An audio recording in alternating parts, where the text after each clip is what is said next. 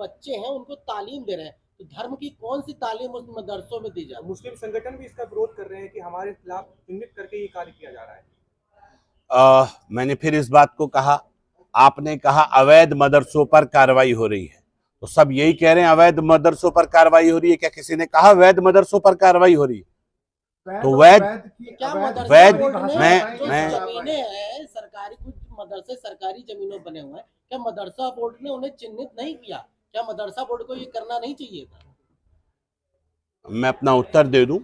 मैं ये कह रहा हूं कि खुद जब ये कहा जा रहा है कि अवैध मदरसों पर कार्रवाई हो रही है, तो ये माना जाए कि मदरसे अवैध हैं। अब बात ये आती है अवैध किस किस रूप में अवैध माना जा रहा है।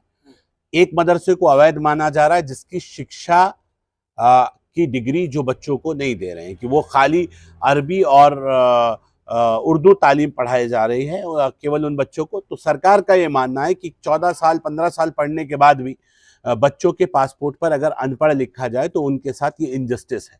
जो उत्तराखंड के बाकी बच्चे पढ़ रहे हैं, मेरे वो बच्चे भी वो सब्जेक्ट्स पढ़ें और वो सब्जेक्ट्स के साथ साथ अपनी कुरान को पढ़ें। इसीलिए मॉडर्न मदरसे का एक कॉन्सेप्ट हम देवभूमि उत्तराखंड में लाए हैं, जो धामी जी का ड्रीम प्रोजेक्ट है।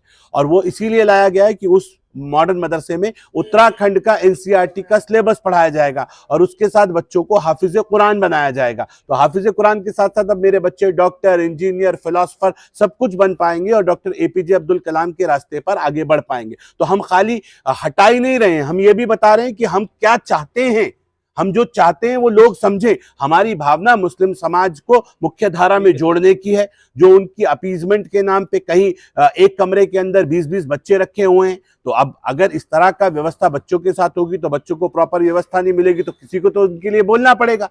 सरकार बोल रही है और मैं फिर इस बात को कह रहा हूं, कहीं अगर नक्शा किसी भी आदमी का नक्शा गलत बना है या वो गलत कंस्ट्रक्शन कर रहा है, तो कोई भी जो एमडीडीए है या डीडीए है, वो अथॉरिटी है, वो आके उसके ऊपर नोटिस चस्पा कर देती है। आप उन कमियों को दूर कर लेते हैं तो नोटिस हट जाते हैं। और मैं बड़ी जिम्मेदारी के साथ इस बात को कह रहा हूं, किसी भी मुस्लिम समाज के व्यक्ति के साथ अन्याय नहीं हो रहा है, किसी के साथ भी गलत नहीं किया जा रहा है। जिनको लगता है कि उनके साथ गलत हो रहा है वो आए, हमसे संपर्क करें, हमसे जो मदद की जाएगी उनकी मदद करें।